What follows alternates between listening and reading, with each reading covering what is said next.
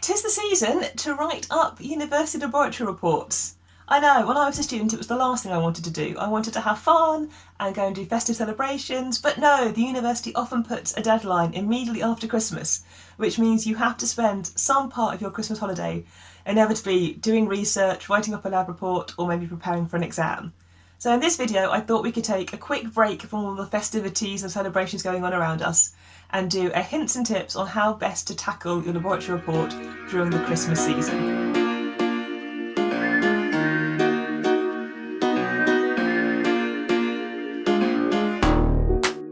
I remember as a student, one of the last things you want to do at Christmas is to shut yourself in a room and write a university laboratory report.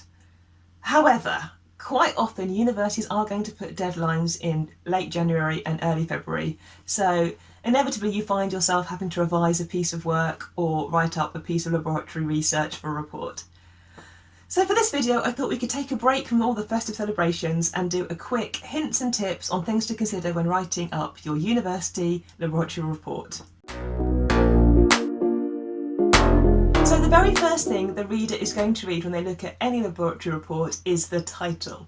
So make sure your title is specific to the experiment or the work that you're reporting. If you work with a particular technique or a particular material, you might be able to incorporate that in your title.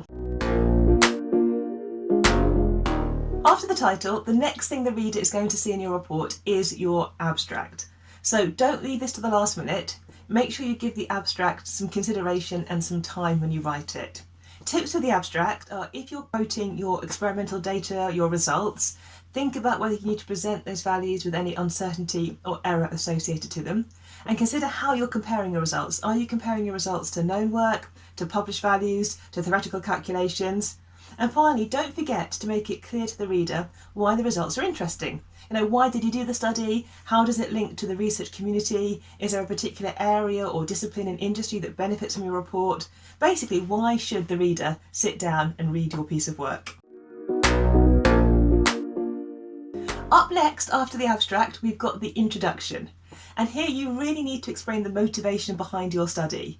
Capture the reader's interest from the start. Why are you doing what you're doing? What is the report going to show us? Why did you take those particular measurements, and how does it link to the wider research community? Really set the scene for the reader. They need to leave the introduction understanding the motivation behind your work and actually wanting to read on to find out how you did it. Often your report will then have a theory section. This is again a crucial section because you don't want to introduce theory that's unnecessary to the report, but you need all the key elements captured. So think about which equations you're going to present. Make sure your equations are nicely typeset, maybe center them, give them equation numbers, and don't feel you have to put in lots and lots and lots of theory to show that you've read around the subject. As somebody who marks laboratory reports, I'm looking to see that the theory you've put in links to your experiment, links to the results that you're going to show, and is relevant for your piece of work. And then of course we have the experimental method section. Nothing here can beat a good, clear schematic figure.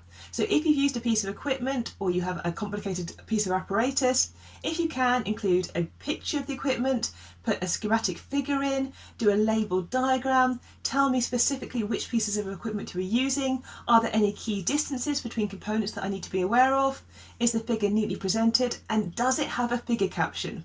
Don't forget, in your lab report, all of these figure captions, they need to stand alone from the main text. So I should be able to take any figure and read the figure caption and know exactly what I'm seeing in that image. So after you've done the introduction, the theory, the method, we get to the fun part, the results. So once again, think carefully about the results that you want to present. You might have done an experiment that lasted 2 or 3 weeks, so you may not need to show every single result. But consider how you portray those results. Is it better to do it in a graph, or would a bar chart work? Should you maybe have a table? Do your data points have error bars? Can I tell your data apart even if I print your report out in grayscale? Use different markers, use different line styles to help me see between different data sets. And don't forget those figure captions.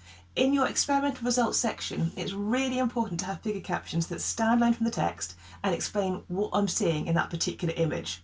Often you need to put more detail in the figure caption than you maybe think you should. And finally, don't forget to give me some explanation in the text around your results. Yeah, you can show me all the tables and the graphs, but what I'm interested in is your interpretation of them. So discuss the analysis, discuss what it means, and discuss the key features that your work is showing. To end the report, we're going to have some kind of discussion, some summary, and hopefully some recommendation for future work.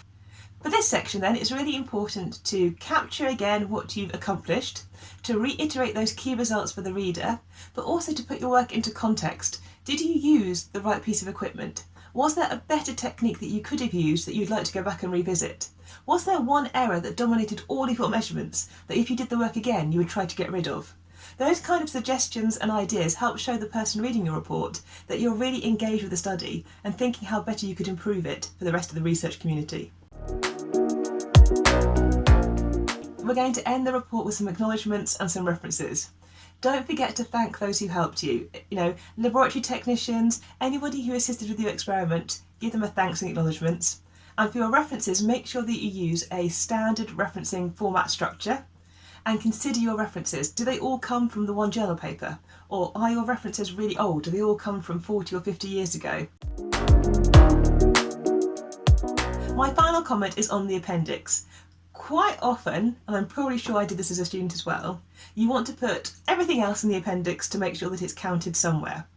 Don't do this. Don't do this. Only put in the appendix things that actually need to be there to help provide depth to your study. So if you've developed a particular computer program and there was a particular section that you coded up, maybe including that code is the right thing to put in appendix. But don't feel you need to include every single working and every single calculation. The appendix shouldn't be used as a dumping ground for all the rest of your report. Most pieces of work for university are going to have an associated marking scheme. And look them up. Look up the marking scheme, see what the categories are that you're going to be assessed against, and then you can make sure that your report does the best job of addressing them as well as you can. Don't let report writing take over your whole Christmas. Make sure you have some relaxation time, some time to unwind, some time to have a laugh. Give yourself some designated time when you're going to write up these reports. Try to do it in a focused, studied way, and that way you get your report written, yet you can still have some festive fun with your friends and family.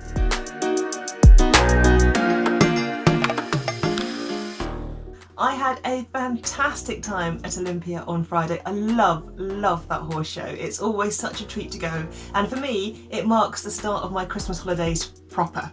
So I'm now back home. All my plants have made it with me, which is fantastic. They're all alive and looking great. And the biscuits that came in my festive tree that somebody kindly gifted to me, they're very good. And today I was very lucky, so I took some time out and I went to visit one of my old school friends who laid on a beautiful lunch for us, and we had probably far too much to eat, but it was so good just to unwind and collapse and relax. So thank you ever so much, Charlotte. I really appreciated a Sunday afternoon to chill. This evening I've got a few last presents to wrap up. I have some Christmas cards still to write, although I've missed the posting date, so they might become New Year's cards instead. Maybe that could become a new thing for the season. And then I have 2 days left of Vlogmas. So tomorrow will probably be a bit of last minute shopping, and then we can chat about the future of Charming Quarks and what I plan to do with this channel after Christmas, because I'm not going to stop. Now, I'm not going to vlog every day, but Charming Quarks will continue, and I can fill you in on that in a couple of days' time. So enjoy your festive evening, good luck with any laboratory report that you're writing up, and I'll see you all tomorrow. Bye!